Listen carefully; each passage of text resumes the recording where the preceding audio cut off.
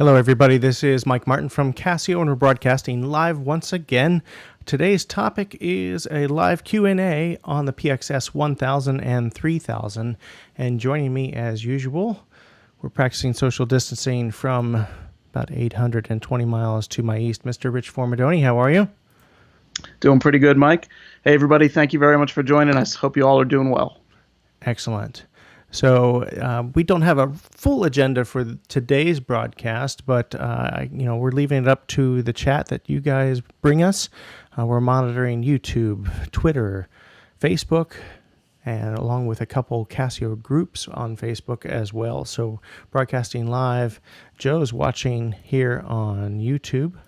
Hey, Joe, what's up, buddy? Awesome. So we can bring your comments right in here into the broadcast, and everybody can share. So awesome. All right. Thanks for joining us, guys. Really appreciate it. So like I said, the topic today is the PX-S1000 and 3000. Oh, my camera has moved up above. You're seeing more of my lap than the piano. Let's fix that. There we go. So I have a PX-S3000 here in my office. Rich also has one on his end that we can hear, but we can't see.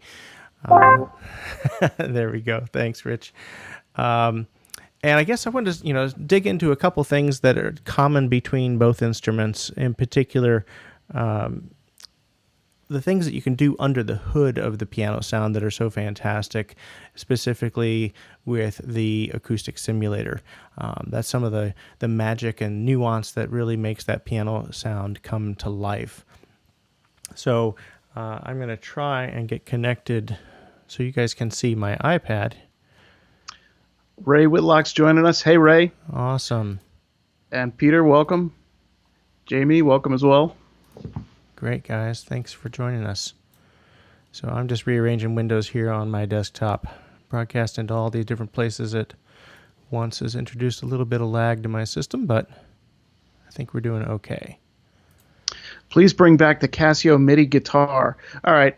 I'm gonna vote for that as well. Let's get on that. I think we can start building guitars right now. Let's do that. Yeah, that was definitely a groundbreaking instrument at its time. We got Ruth N from Facebook. So this is fantastic. Hey, Ruth. Ruth Ann, sorry. All right. So hopefully, if all goes well, I should have my iPad screen up now. Sorry, it was working right before the broadcast. That's the difficulty here of doing everything live.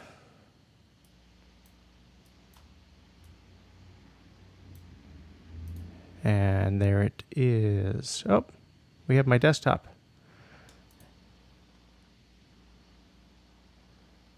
And nothing else.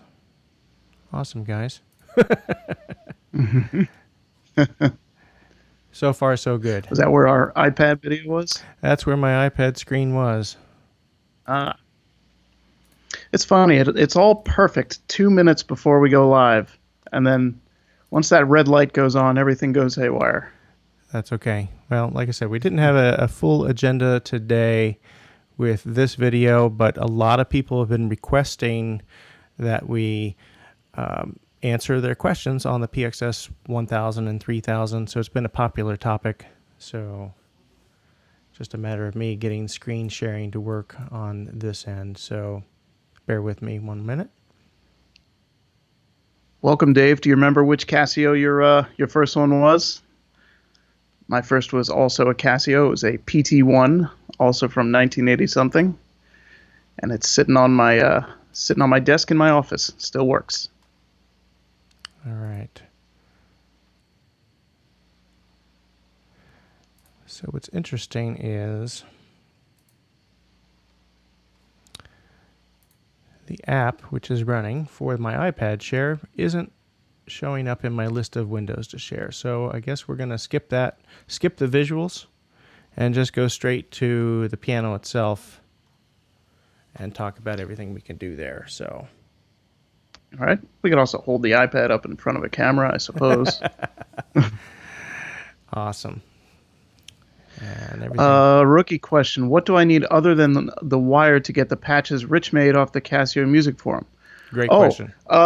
yeah, there's actually download instructions included with each one of them. All you need is a USB thumb drive, like one of these little guys.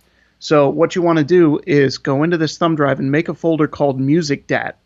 And if you have used this thumb drive with a PXS or any Privia basically already, it'll already have a Music Dat folder in it. That's MUSICDAT.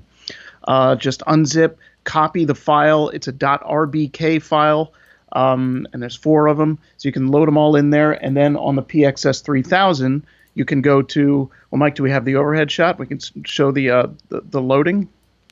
I would need to get a drive plugged into mine. So, well, no pressure on that. We got basically what you do is you hold down function and then use the arrow keys to move to media, press enter, select load, press enter. It asks you what type of file you want to load, reg memory bank, and then the files will show up exactly as you copied them. But all these steps are included in the downloads. So you can just download them, open up the file that's in each one of them. There's a PDF with all the instructions. great question. And that was from Gary on Facebook. So awesome. Hey, thanks, Dave. I appreciate it. And Dave's awesome, guys. Appreciate the chat. Appreciate all the feedback. That's awesome. So let's dive into the Acoustic Simulator here. And I'm going to give this screen share on the iPad one last try.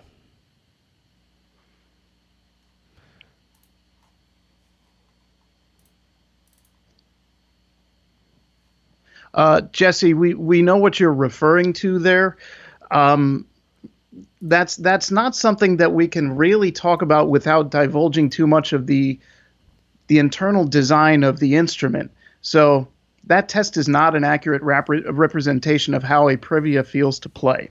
A PX-S1000 and 3000, they're some of the best feeling digital pianos in the world. You cannot just put a weight only on the very end of a key and judge the way it feels by that. Go by reviews. Go by what people are actually saying.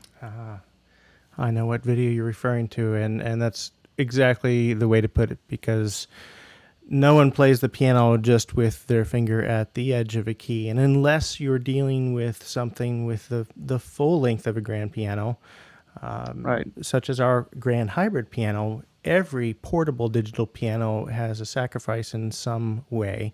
And measuring just in one part of the key isn't going to truly represent the way it feels when you're playing it. So Yeah, Jesse, nothing was overlooked. The action is not flawed at all. We're incredibly proud of the response that we get from the Privia PX-S1000 and 3000, and just about everybody who reviews it is happy with it too.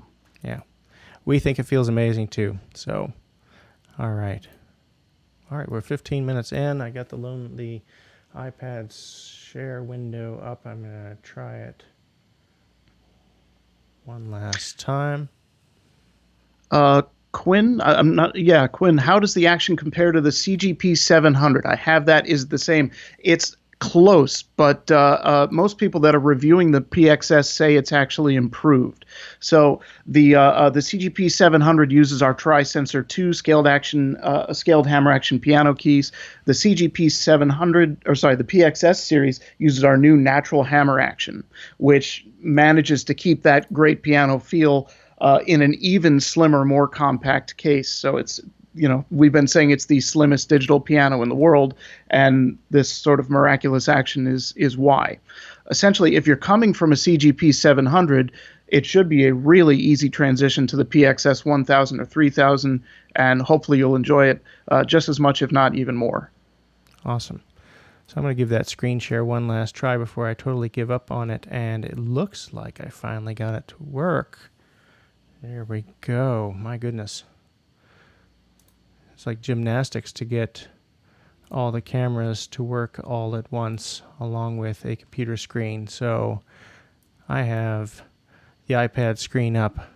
I have you and me up. We have chat window up. So we're looking at the Cordana Play for Piano application up on the screen, which is a free application for iPad, Android, pick your platform, and it allows you to get under the hood of both the PX-S1000 and 3000 to change tones. And what we wanted to demonstrate here, one of the coolest things I think, is an area called the Acoustic Simulator.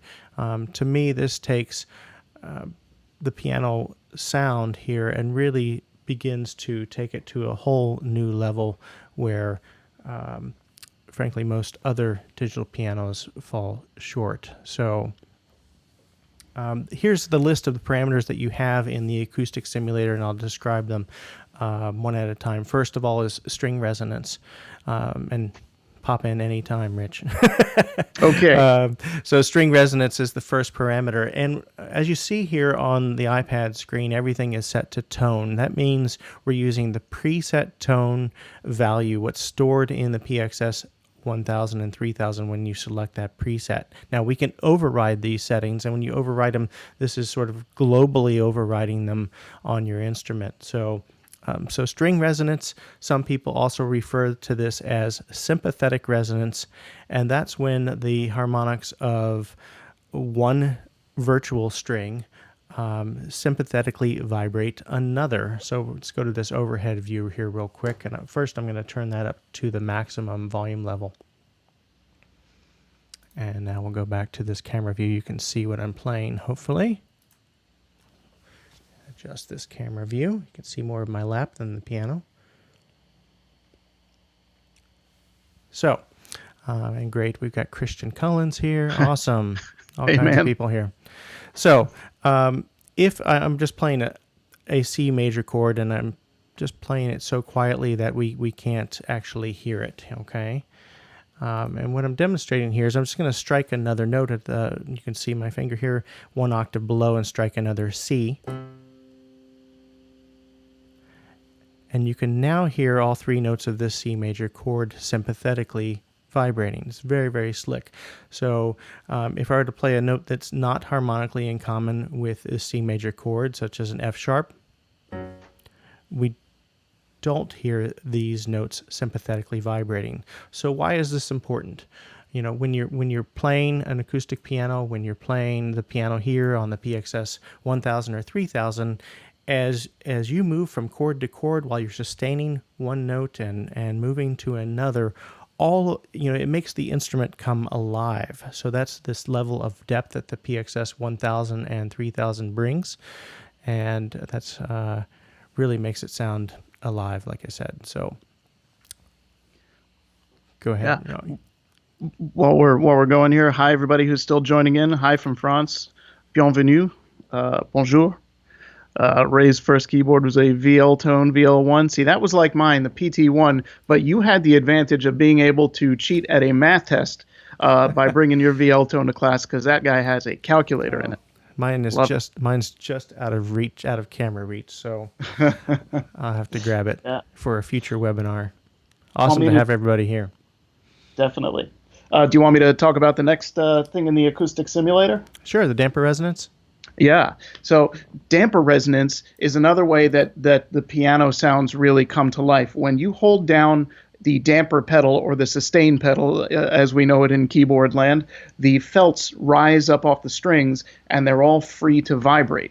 When you play notes, especially notes in the upper higher end region, you can now hear the strings vibrating sympathetically off the body of the instrument, the soundboard, the tailpiece. So you're really hearing the entire body of a piano rather than just the strings. So both damper resonance and string resonance are very processor intensive, number crunching processes that are going on. So it's pretty cool that we've got them in affordable digital pianos like this, and the Privias do make them sound extremely good. Yeah, it's just along with the damper resonance, there's also a cool function here called damper noise. And when you press down the damper pedal, you can hear a psst as you lift as you press down the pedal. I don't know if we can. So yeah, I've got it turned up. I will turn it up just a pinch more if I can.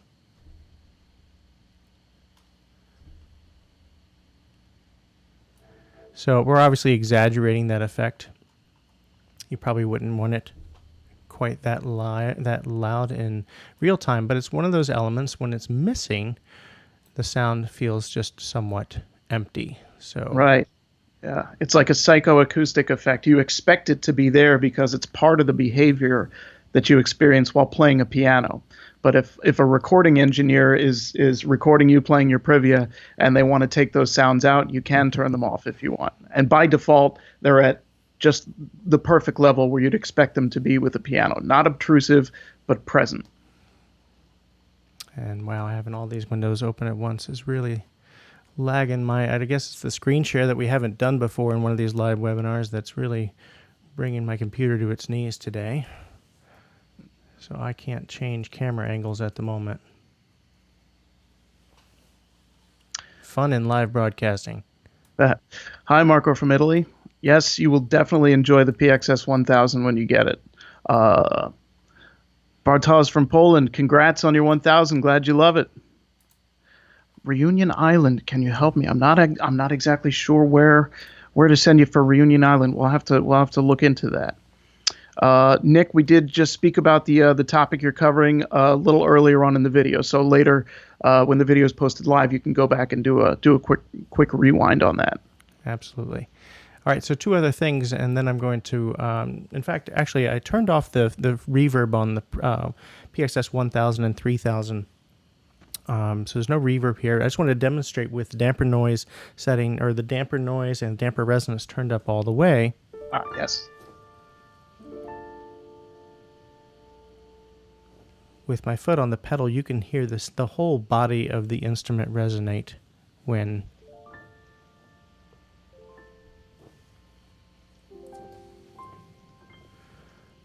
so if you're not listening right now with headphones, do go back and check that out.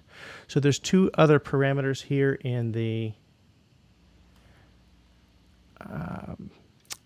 Acoustic Simulator. Dun, dun, dun. We have key action noise for the key on and the key off. So there we go. There's a question. Can you demo the Worley with Tremolo if it has that?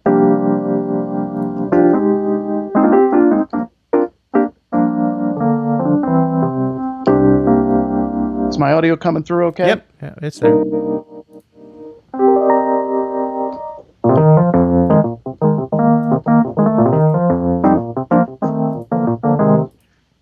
There you go.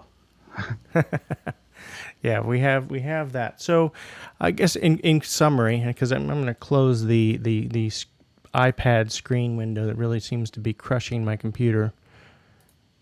I'm to figure out another way to do that wirelessly, because since we have the PX-S3000 connected to the iPad with a wire, so we'll figure out that next time around. But the other two parameters in the Acoustic Simulator are the key on and key off action noises. These are subtle little details that you can hear, when you play the keyboard ever so softly. Again, a couple other things that just suspend disbelief while you're playing the instrument. So again, if I play very quietly.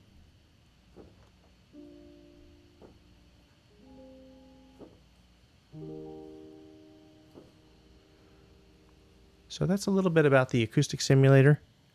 Appreciate all the questions and comments coming from YouTube, Facebook, everybody. Awesome. Thanks, Coin. Appreciate it. So your question... Ray, you did cheat on math tests with your Casio keyboard? Well, we can't condone that. But, That's fantastic. Thanks, Ray.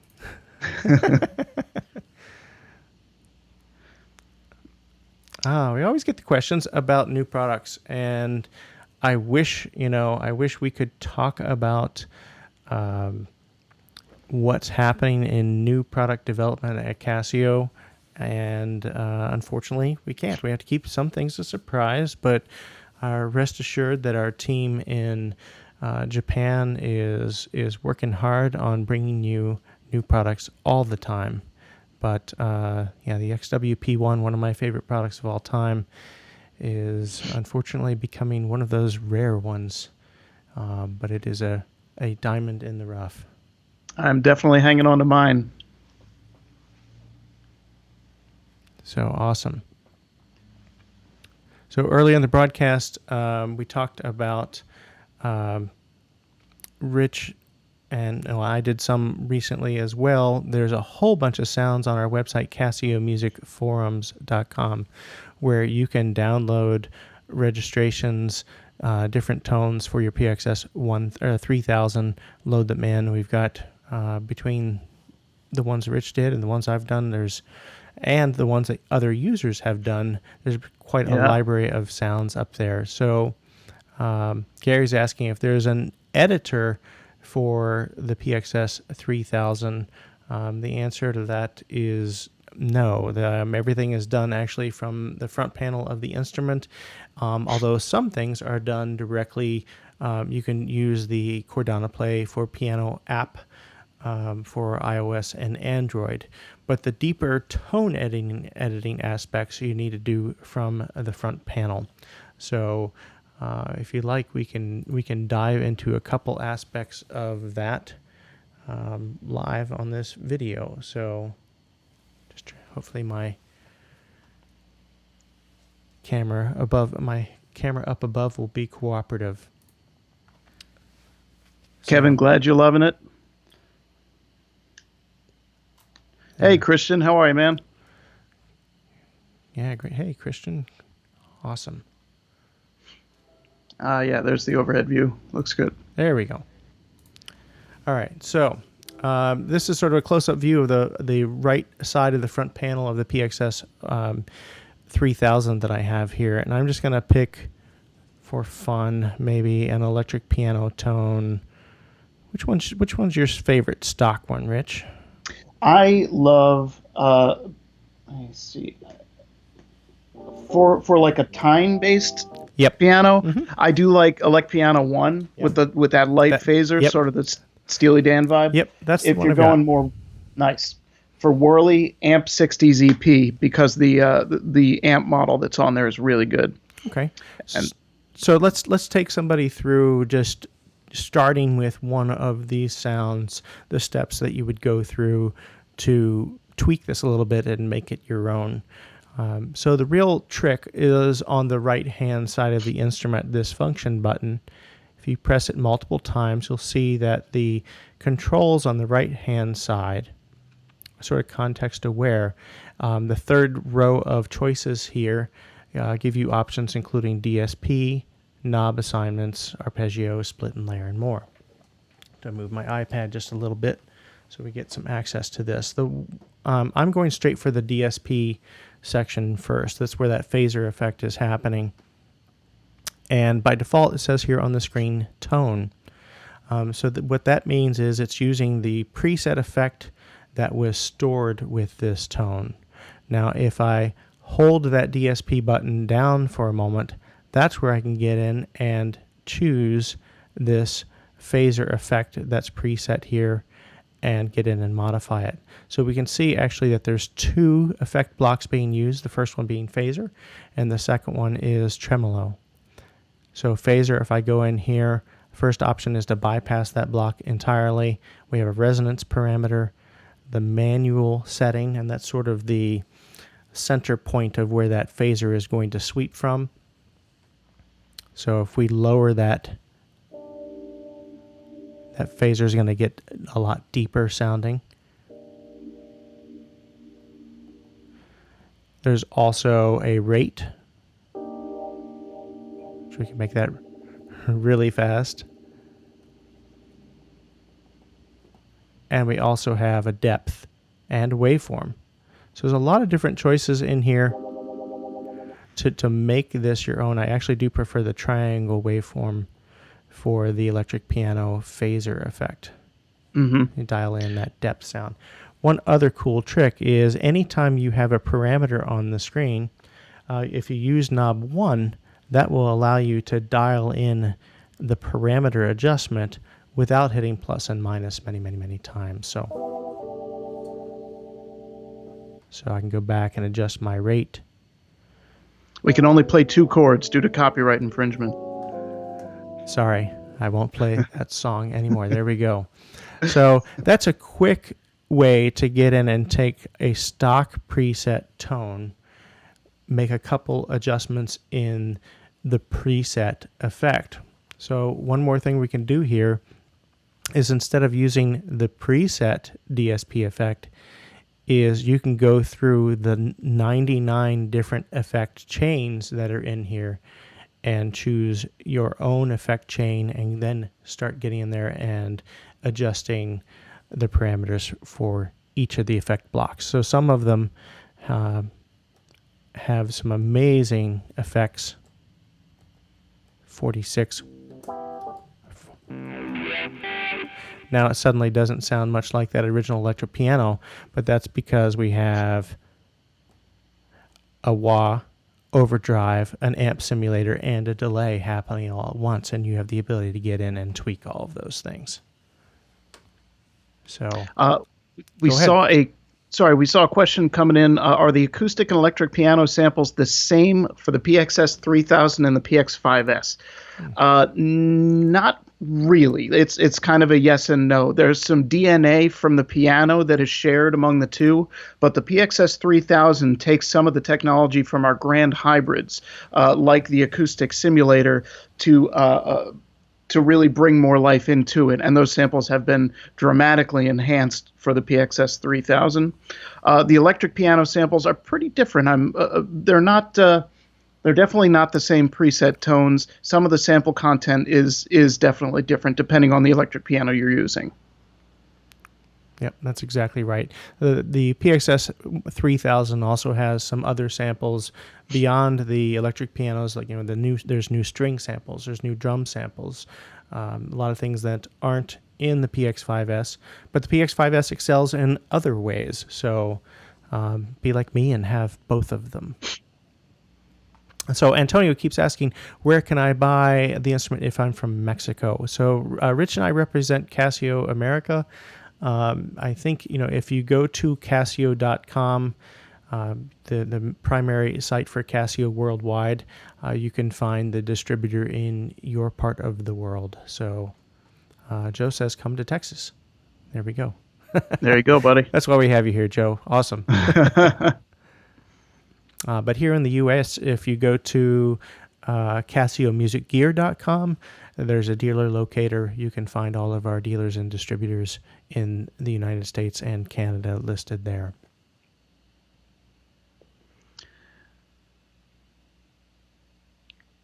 So we're just watching this chat window. Really appreciate the interaction, guys. I'm sorry, I don't know how to pronounce your first name, Mr. Marcos. Need MIDI outputs to your older hardware, and your Casio WK doesn't have that. So your Casio WK probably just has USB MIDI out, as does the PX-S1000 and 3000. They have USB MIDI.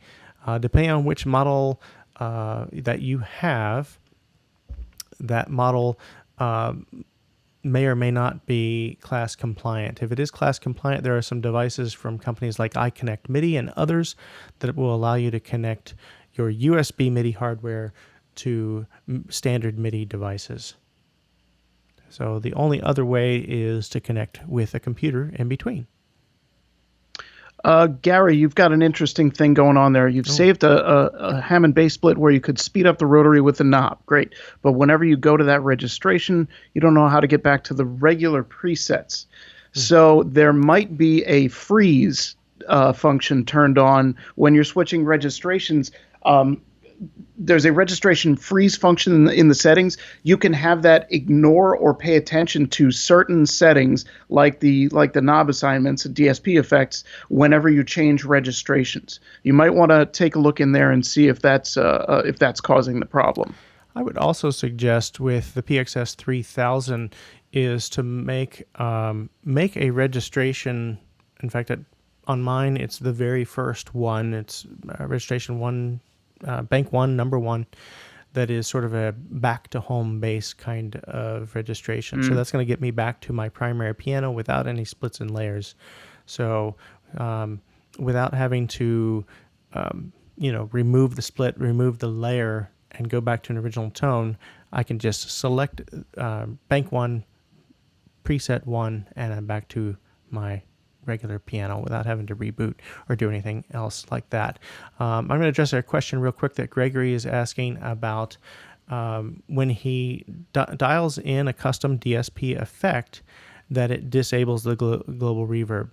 And his solution is to go back and adjust the knob and turn the reverb back on. And in fact, that is exactly the way to do it. So when you make a change to the signal path, you got let's say an electric piano, and you change the insert effect, it is changing the signal path that goes from that insert effect to the global reverb that follows.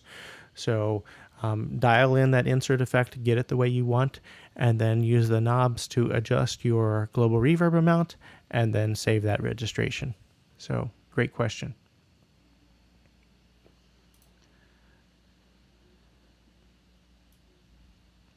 Great. Right. Panic button. Well, again, I guess we're referring to Gary's comment was a panic button. So if you make the registration 1 your home base, your piano button, that's always going to get you back to 1 sound, and your splits and layers are cleared. Mm-hmm. Great questions, everybody. MT30, classic. That's all good stuff, man. Yeah. You should try a Privia. Absolutely. These piano sounds, this keyboard action, it's what you need. Yes. If you enjoy your FP8, which you should because it's a fine instrument, you would definitely enjoy a Privia as well. Ed, my good buddy, thanks, man. Hey. Sharing the love, and we do watch your live streams as well. So speaking of the FP8, there's one of the guys that helps support that product. Yes, sir. You stay healthy too. We love you. Yes, absolutely.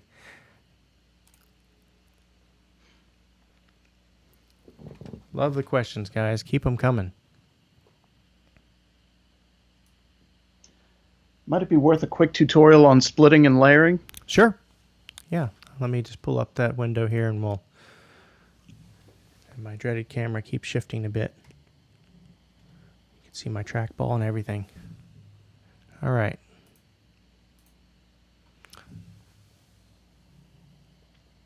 CT510. Buddy, that is my jam. That was my first keyboard with full-size keys. Those big hexagon nacho cheese colored drum pads. He has Love one in his office. That's great, man. Yep. All right. So I've got the primary grand piano sound dialed in here on the PX-S3000. So the question was doing splits and layers. So real quick, again, the right-hand side, this function button is the real key to everything. And by default, you're seeing the category names on the right-hand side, piano, electric piano, organ, and so on. But if I scroll down 2 times, well, now we have DSP, transpose, knobs, split, and layer. So on the far right, if I hit layer, I now have a layer.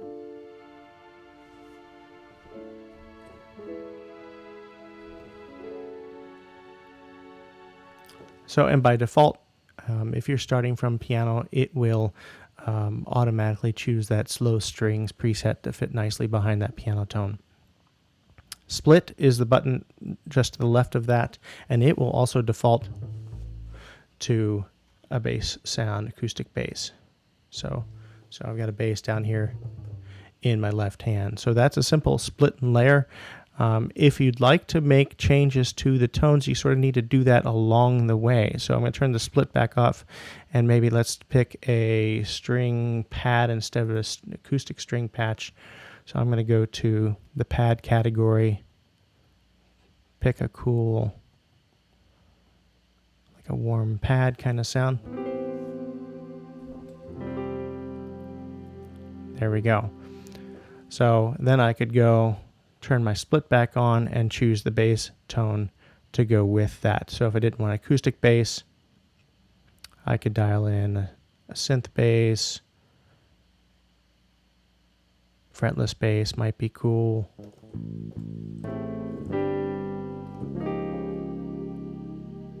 And the screen indicates right there on the screen, the SPLY there, that you have a split and a layer happening all at once.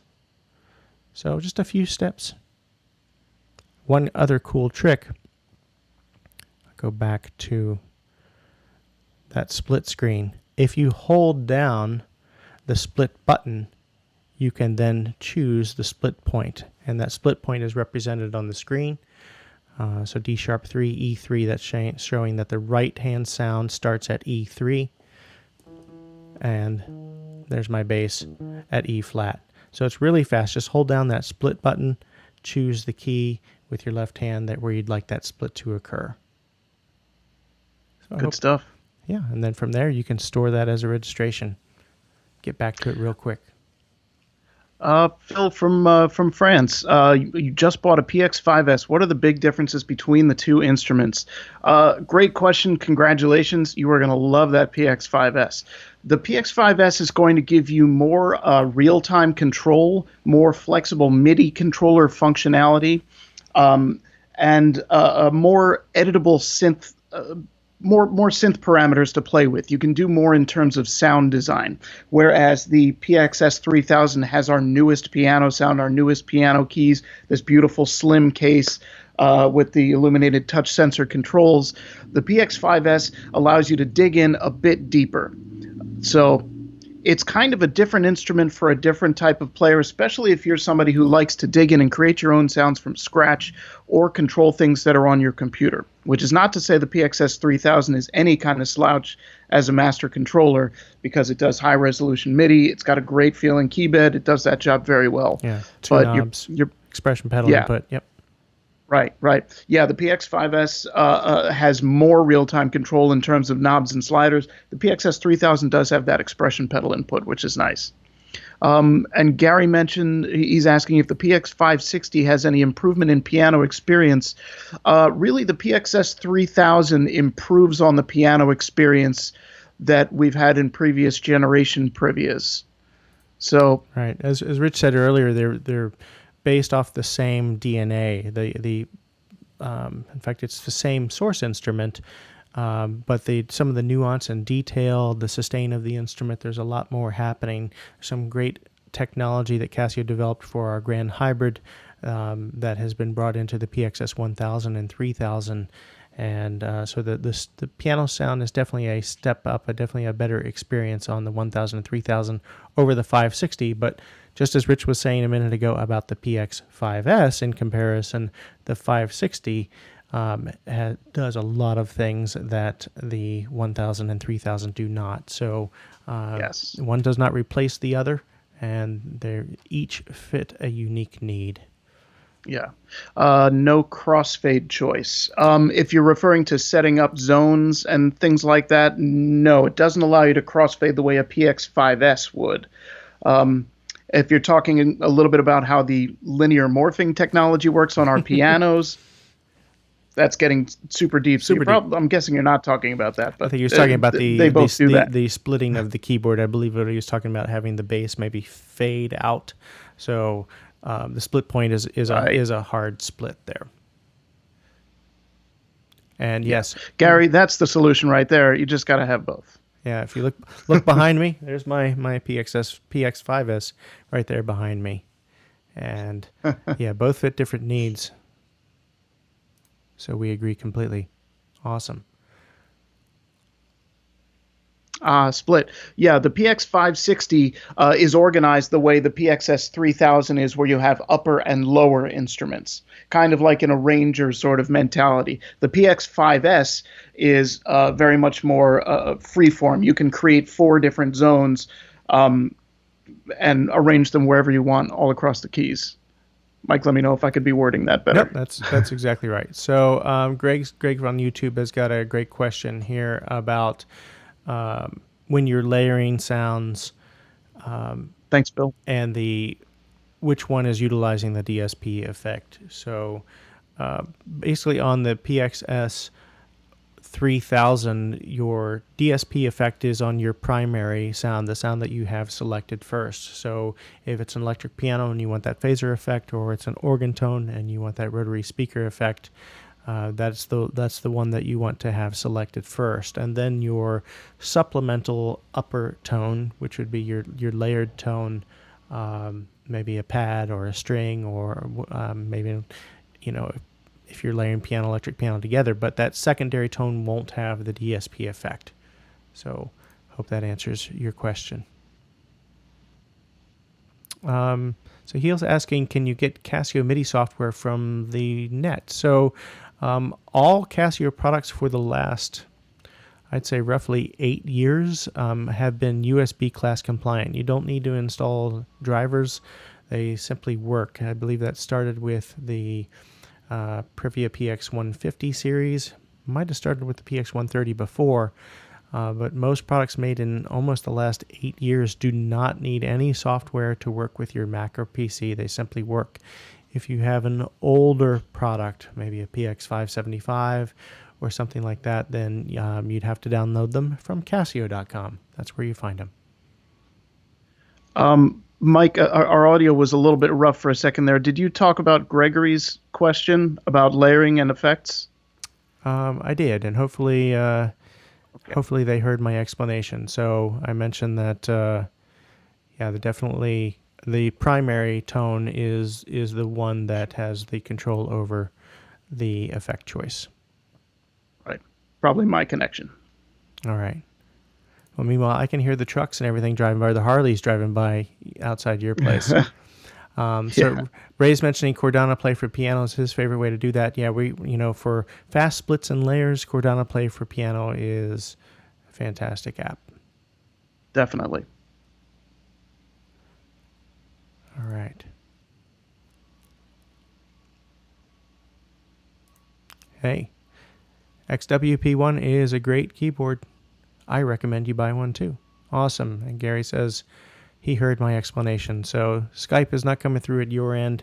Again, we're doing our best here to help you guys while social distancing ourselves. Rich and I can't be at the office together today to help you out. So I hope you find these helpful. Rich and I are going to be doing these general Q&A sessions on various instruments all the time. If you're watching on YouTube, please give us a thumbs up. Please subscribe to our channel so you'll find out when we're going live. We'd be happy to do more of these. Join our Facebook groups. There's one for the PX5S and PX560. There's also a Casio Digital Pianos group on Facebook. And last but not least, there is the Casio Music Forums. Please go there and sign up. There's 15,000 people over there that can download sounds for various instruments. So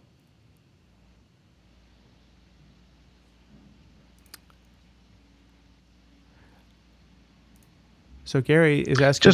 go ahead. I was going to say, the PX-S1000, I see Wolfcry's message here. The 1000 and 3000 work with DSP modules.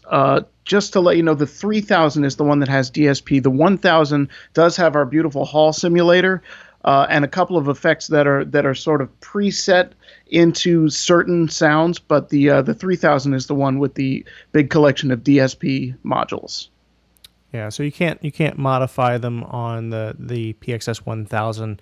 You just have the preset tones, but the 3000 is where you can get in and choose from. There's 99 different effect chains available on the instrument, so you can get in and if you select that DSP section there, you can get in and choose from 99 different effects chains on the instrument and have full control over each of those effects blocks.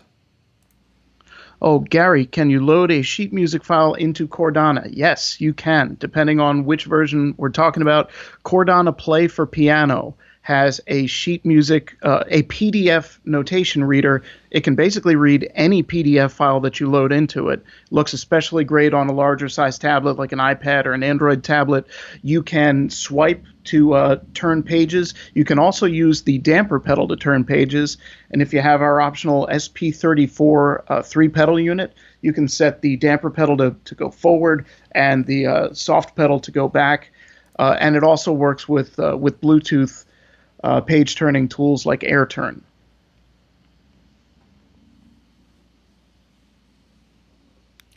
All right. You're absolutely welcome.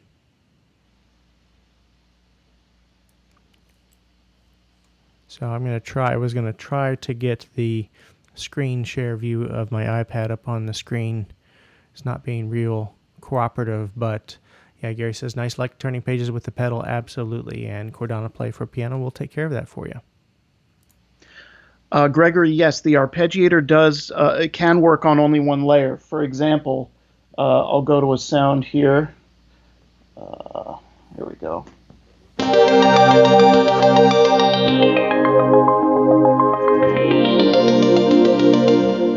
So that's, Mike, I hope that's coming through okay? Okay. So that's a layer, the pad, and then a synth arpeggio going. So the arpeggio is only being applied to one of the two sounds that are layered. Gary says the PX-S3000 is the best quarantine instrument ever. I agree. Absolutely. I find no fault with that statement whatsoever. So I'm going to try real quick to bring up the iPad view and once again it's being really squirrely. Nope, we're getting requests for playing music. Chris and Ruth Ann are putting us on the spot. Go, Rich.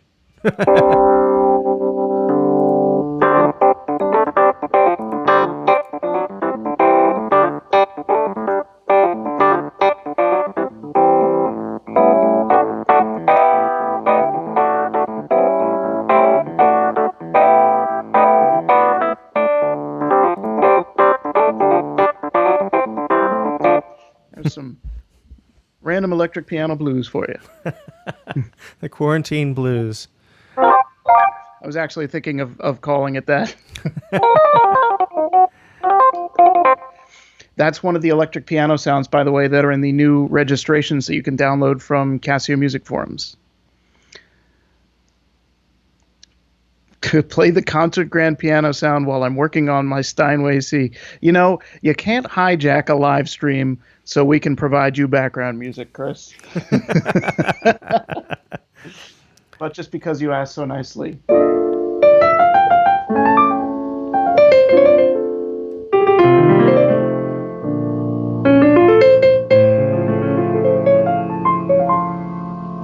I don't have a damper pedal hooked up. Please forgive me. We will need to remedy that soon. Yes. Awesome. So we're about wrapping up the hour. So if you guys have any last minute questions, again, Rich and I are going to be back quite often here on all of our channels, Facebook, YouTube. Like us, follow us, give us a thumbs up, ring the bell, all those fun things. We'd greatly appreciate it. But also let us know in the comments what you want to see and hear in future webinars, the things that you tell us are going to drive the information that we are providing to you. We've done a lot of webinars recently. You can rewind on our channels and find a lot of PX5S webinars.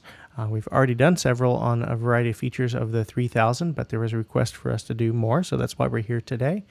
Also coming up are a variety of artist spotlights. Casio, we've been doing live artist spotlights where we interview Casio artists that are out using our instruments and working musicians. This week we have some great ones coming up. On Wednesday this week at 3 p.m. we have Jonathan Brooke will be joining us, amazing singer-songwriter. And on Thursday this week we will have the one and only Mr. Larry Dunn of Earth, Wind, and Fire. So please come and join us for those artist spotlights here on all of our Casio channels. Curious, does the PX-S1000 and 3000 have lid option like the PX5S? No, it doesn't. It's not part of the Acoustic Simulator. Oh, Mike, do I have that wrong? No, you don't. Chorus Brilliance, yeah. Yeah, that's a insert. It's actually an insert effect on the PXS 5S and 560 that is a very, very nice simulation of the lid position. And while the PX-S1000 to bring over a lot of things from our new Grand Hybrid, which features lid position. They chose a different set of features here for these instruments. So Ruth says, awesome. Oh my God, yes. The lineup, and I know, Ruth, you've been watching several of these. We appreciate you being here with us.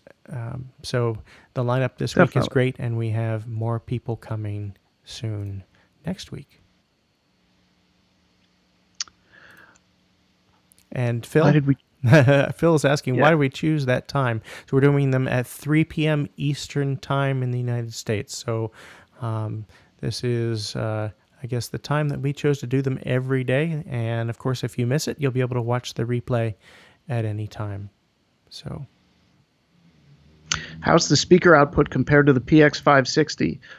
In short, excellent. The speakers on the PX-S3000 are smaller in physical size, but they have very high wattage for their size, and they sound exceptionally clear and bassy, even though the actual speaker enclosure is a bit smaller. They're ported on the back. There's also a port on the front just above the keys. It should give you a very similar experience. And at trade shows and at in-store demos, we've even had some dealers and customers telling us that the new speakers sound even better. But we like both sets of speakers, and if you like one, you will probably like the other. Agreed. Piano Effect DSP has lid position. Gregory's telling me. I had this rattling around in my brain. There it is. I just found it. It's one of the DSPs. Yes. Gregory, you're right. I was envisioning the manual in my head. Yeah. Thank you. Yeah, I got it there on the screen. So I was digging for it. Appreciate the comment. It is there. And if you dive into that parameter, you can get to the piano lid. So we have lid type, fully open, semi-open, closed. And I think off or removed is one of the options. Just those three. Oh, okay. So let's just hear what that sounds like with the various options. There's also a separate reflection level parameter. So lid closed as compared to lid fully open. So a subtle but nice effect. So thanks for finding that for us. It's there.